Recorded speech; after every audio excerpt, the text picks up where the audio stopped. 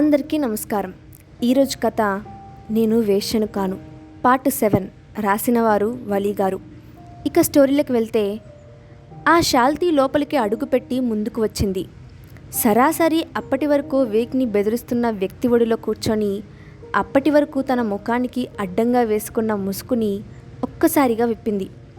ఆ ముసుగు వెనుక ఉన్న ముఖాన్ని చూడగానే ఒక్కసారిగా ఆ వ్యక్తి ముఖం వెలిగిపోయింది. అతను వెంటనే, చాందిని వచ్చావా, ఎన్ని రోజులైంది నిన్ను చూసి అని అతను అనగానే బుంగమూతి పెట్టి, దొరవారికి మేము ఇంకా గుర్తున్నామా, అయినా ఈ మధ్య సేవలు ఎక్కువయ్యాయి, అందుకే ఈ చాందిని గుర్తుకు రావడం లేదు అని కోపంగా అంటున్న ఆమెని బుజ్జగిస్తూ, లేదు చాందిని, ఒక బంగారు గుడ్లు పెట్టే బాతు కోసం వెతకడం వలన కొంచెం నీ విషయంలో పొరపాటు చేశాను జాన్, ఇక నిన్ను దూరం పెడతానా అంటూ అతని సైగని అందుకున్న తోటివారు బయటకు వెళ్ళిపోయారు. వారు బయటకు వెళ్ళగానే చాందినీని తన కౌగిలిలో బంధించాడు. ప్రవరా, ఎలా సాగుతుంది నీ చదువు అంటూ అక్కడికి వచ్చిన ప్రసూన్ని చూసి నవ్వుతూనే బాగానే సాగుతుంది అంటూ సైగ చేసింది. ఆమె చేతిలో పుస్తకాన్ని అందుకొని చూస్తూ, రాజనీతి శాస్త్రం చదువుతున్నావా అంటూ ఆమె వైపు అదోల చూశాడు. ఆమె మౌనంగా తలదించుకొని ఆలోచిస్తుంది. ఆమె మౌనాన్ని భగ్నం చేస్తూ, ప్రవరా, నేనొకటి అడుగుతాను, నిజం చెప్తావా, అది నీకిష్టమైతేనే, ఎందుకంటే కొన్ని విషయాలు తెలుసుకుంటే నీకేదైనా కొంత మంచి చేయొచ్చు అని నా ఉద్దేశం అని పలుకుతున్న ప్రసూన్ కళ్ళల్లోకి చూసింది ప్రవర. ఆమె కళ్ళల్లో ఏదో తెలియని భావన కలుగుతుంది. కొంత మౌనం తర్వాత నోరు విప్పింది ప్రవర. నా జీవితం అడవి కాచిన వెన్నెలైంది, చిన్నతనం నుండి ఏ ప్రేమకు నోచుకోలేని బ్రతుకైంది, 10 ఏళ్ల వయసు నుండి ఆడపిల్లగా ఎందుకు పుట్టామా అని అనిపించేలా సాగిపోయింది నా జీవితం. 16 ఏళ్లకు పెళ్లి భారం తప్పించుకోవడానికి నన్ను జోగినీగా చేసి వదిలించుకుంది నా కుటుంబం.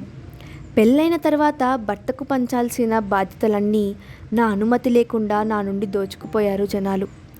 నేను ఒక శవాన్ని అని నిర్ణయించుకునేలోపు నా జీవితంలో ఆశలు రేపి ఒకడు ముంబై తీసుకెళ్ళి నాకు పెళ్ళి అనే బంధాన్ని కలిపి చివరకు ఒక వేశ్యగృహంలో వదిలేసిపోయాడు ఒకడు.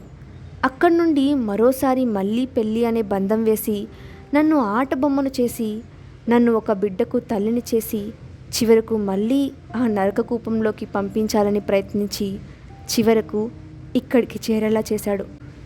ఇంతకన్నా నా జీవిత చరిత్ర ఇంకేమీ ఉంటుంది.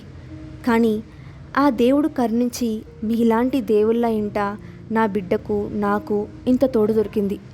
ఇదే నాకు 10,000 అని అంటున్న ప్రవరాతో, ఇది కాదు జీవితం, నీ జీవితాన్ని నేను మారుస్తాను, అసలైన జీవితాన్ని నీకు నేను చూపిస్తాను, నిన్ను చూసే అందరూ నీ వంక గర్వంగా చూసేలా నేను చేస్తాను అని ప్రసూన్ అంటుండగానే బల్లున తలుపులు తెరుచుకున్నాయి. తలుపులు తెరుచుకొని వచ్చిన తల్లిని గమనించి అలానే నిల్చున్నాడు ప్రసూన్. ఆమె లోపలికి వస్తూనే, ఏం జరుగుతుంది ఇక్కడ అంటూ గట్టిగా గర్జించింది. నిలువున వణికిపోయింది ప్రవర. తన గతం గురించి ఇద్దరికే తెలుసు, అది తను మరియు ప్రసూన్కి మాత్రమే. కానీ ఇప్పుడు ప్రసూన్ తల్లికి తెలిసిందా?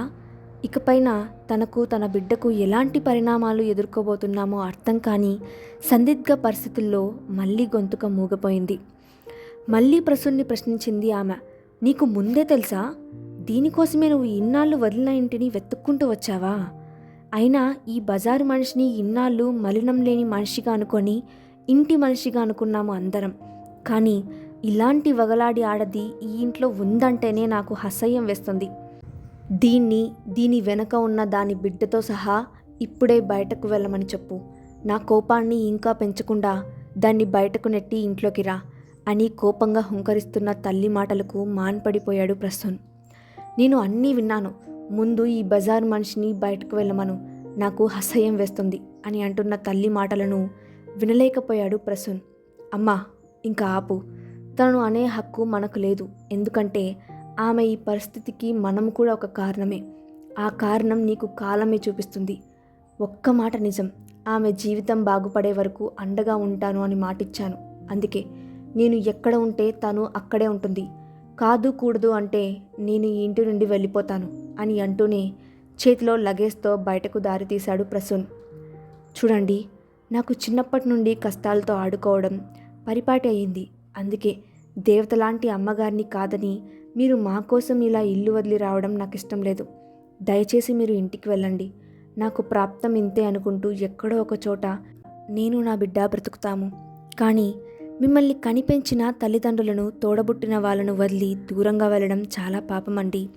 దయచేసి వెళ్ళండి అంటూ చేతులు జోడిస్తున్న ఆమె చేతులను గట్టిగా పట్టుకొని ఆమె చేతిలో ఉన్న బిడ్డను అందుకొని కారులోకి ప్రవేశించాడు ప్రసూన్.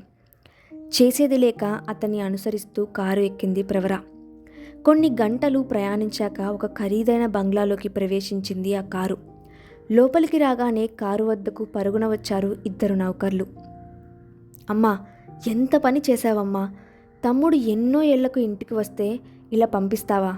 అయినా నేనొచ్చే వరకు ఆపి ఉంటే ఇదంతా జరిగేది కాదు కదా అమ్మా అని అంటున్న పెద్ద కొడుకు మాటలకు కన్నీళ్లు పెట్టుకున్న ఆమె కొంత మౌనం తర్వాత, నాన్న, నా బిడ్డను ఇంటి నుండి పంపేంత దుర్మార్గురాల్ని కాదురా. నా బిడ్డ అమాయకుడు. వాడిని ఆ ఆడది లోబర్చుకొని ఇంటి నుండి తీసుకొని వెళ్ళింది. అయినా 10 నెలలు కనిపెంచిన తల్లిని కూడా వదులుకొని నిస్సిగ్గుగా వెళ్ళిపోయిన నా బిడ్డకు నా మీద ప్రేమ లేకపోయే. చిన్నతనం నుండి కాలు కందకుండా గుండెల మీద పెట్టుకొని పెంచానే, కానీ నా మీద ఇసుమంతైన జాలి కూడా కలగలేదు వాడికి. ఒక తల్లిగా ఈరోజు నేను నా బిడ్డ దగ్గర ఓడిపోయాను.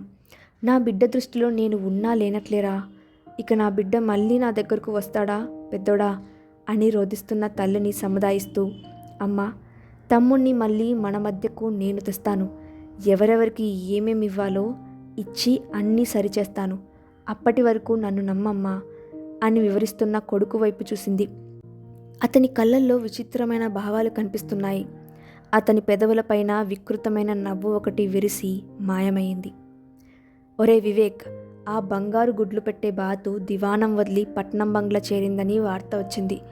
నువ్వు సామధాన దండోపాయాలు ప్రయోగించినైనా సరే ఆ అందాల సుందరిని ఇక్కడికి చేర్చు. అది రోజురోజుకి కోహినూరు వజ్రంలా ధర పెరిగిపోతోంది. కానీ ఇక ఇదే నీకు ఆఖరి అవకాశం. ఇక నిన్ను ఉపేక్షించేది లేదు అంటూ వెళ్ళిపోతున్న ఆ వ్యక్తి వైపు కోపంగా చూస్తూ, దీన్ని వలన వీడి దగ్గర చులకన అయ్యాను. ముందు దీని అంతు, తర్వాత వాడి అంతు చూడాలి అని గట్టిగా నిర్ణయించుకొని గది తలుపులు గట్టిగా వేసి బయటకు వేగంగా వెళ్ళాడు. ప్రవరా, నీ రిజల్ట్స్ వచ్చాయి. నువ్వు పాస్ అయ్యావు. తొందరగా రా అని గట్టిగా అరిచాడు ప్రసూన్. ఆమె వేగంగా పరిగెత్తుకుంటూ వచ్చింది.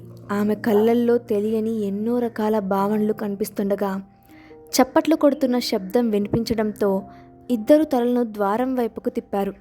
అక్కడ నిల్చున్న వ్యక్తిని ఆశ్చర్యంగా చూడసాగారు. ఇంకా ఉంది. ఇంతకు అక్కడికి వచ్చిందెవరు? నెక్స్ట్ పార్ట్లో చూద్దాం. స్టోరీ నచ్చితే తప్పకుండా లైక్ చేయండి. అలాగే మీ ఒపీనియన్ని కామెంట్ బాక్స్లో షేర్ చేయండి. ఇలాంటి మరిన్ని వీడియోస్ కోసం మా ఛానల్ని సబ్స్క్రైబ్ చేసుకోండి. Thanks for watching.